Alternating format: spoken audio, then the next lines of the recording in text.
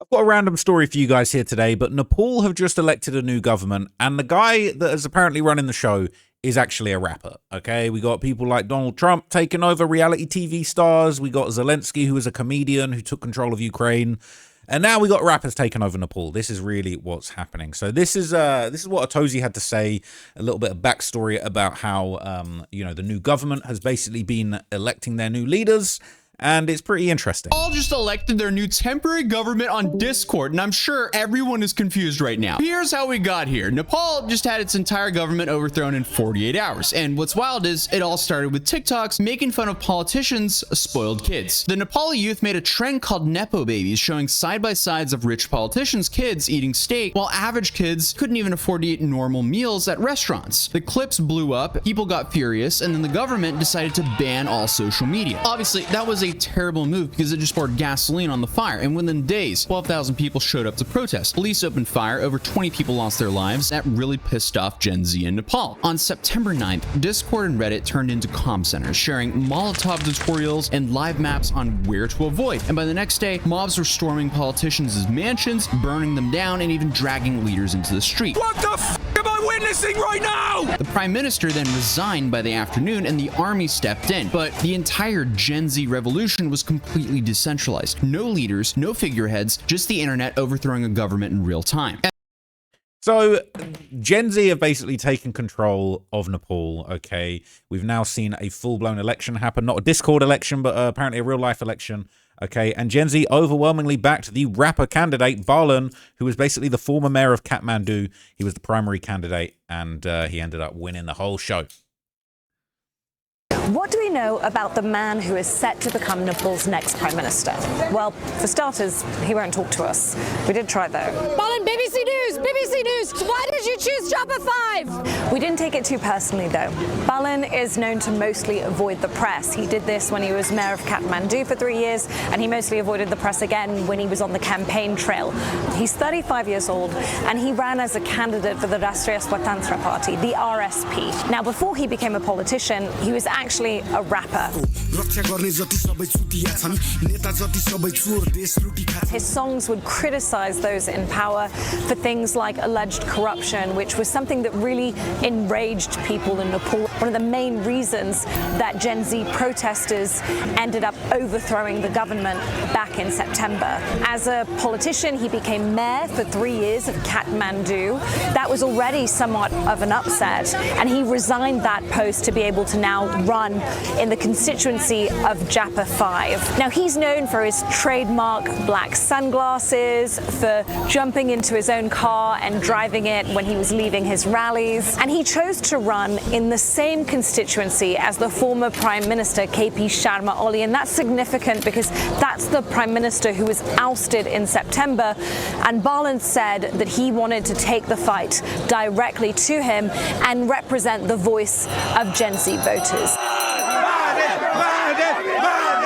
Balen himself is essentially the polar opposite of those who've been in power in the past here in Nepal.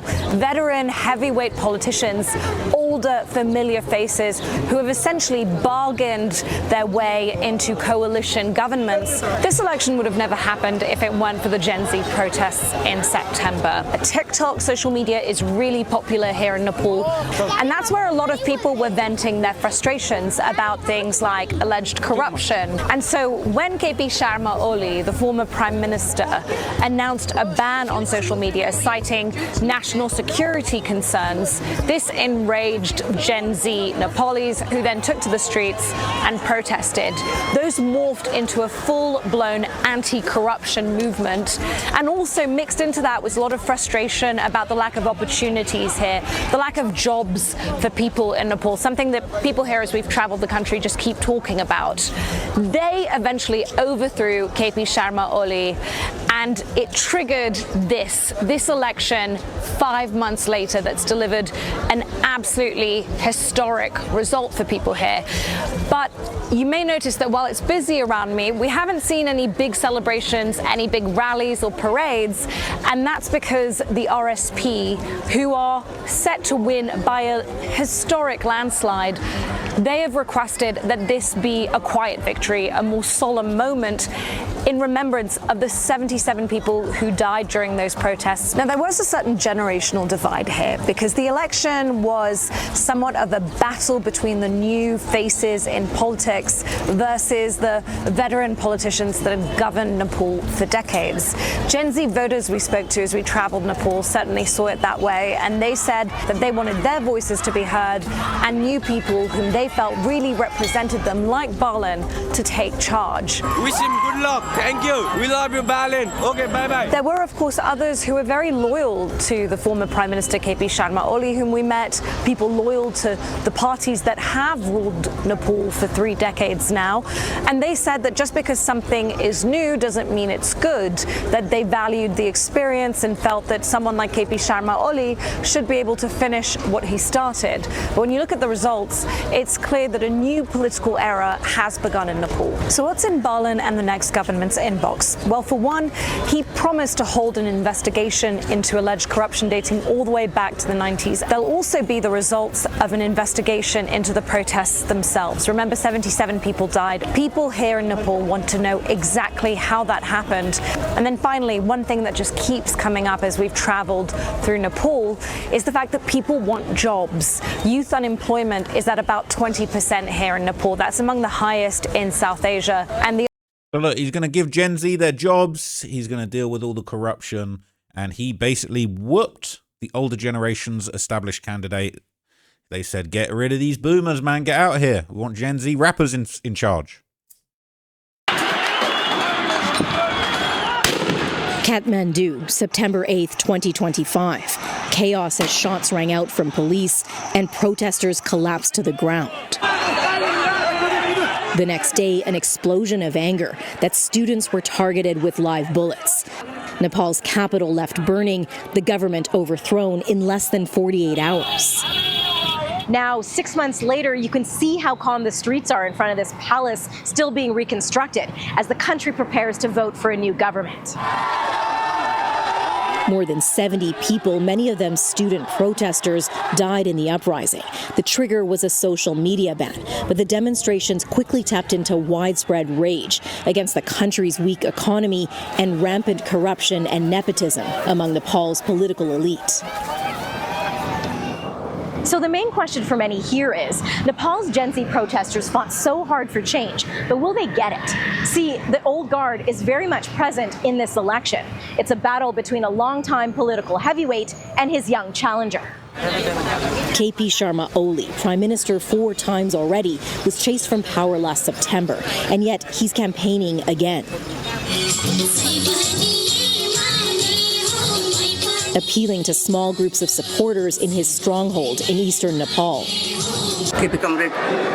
Our comrade KP gave us roads and development. This longtime supporter says he's struggled for us. The Gen Z protesters will not build up our country. We have to help KP Oli win, this man says. We only trust him, not the other one. Well, it didn't work out too well for the boomer candidate, did it? Now, interestingly enough, okay, there's going to be a lot of corruption, a lot of spring cleaning to do now that this has all gone down, because following the initial protests that sparked the revolution in Nepal, there would actually be leaked information that came out later that revealed Nepal's police were actually directly ordered to kill protesters. So your boy KP and the old boomer prime minister who was ousted from power, he might need to look out because he could be in trouble, might be even facing some charges. Now, a BBC Eye investigation has revealed that Nepal's top police officer gave the order allowing the use of live fire during last year's Gen Z protests. 19 people were shot dead on September the 8th. Sabina Shrista has more. September the 8th, 2025, one of the deadliest days of protests in Nepal's history. By nightfall, 19 people will have been shot dead in Kathmandu, including 17-year-old Shriyam Chaulagai. The schoolboy joined tens of thousands of young people to protest against government corruption.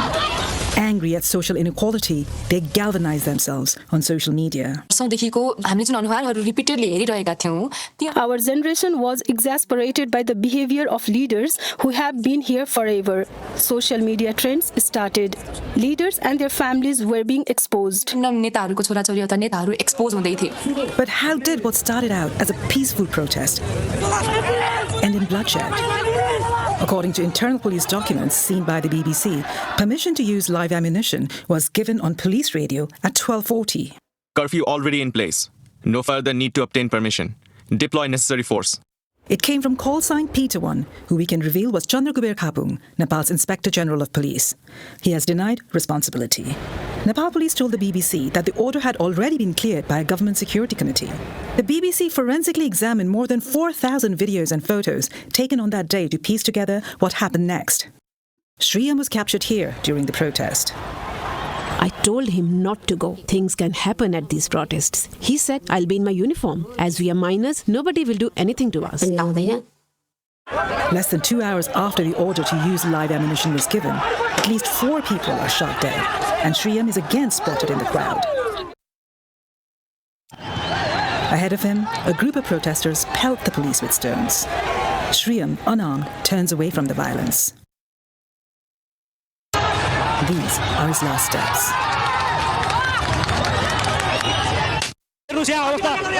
Over the next 48 hours, chaos reigns.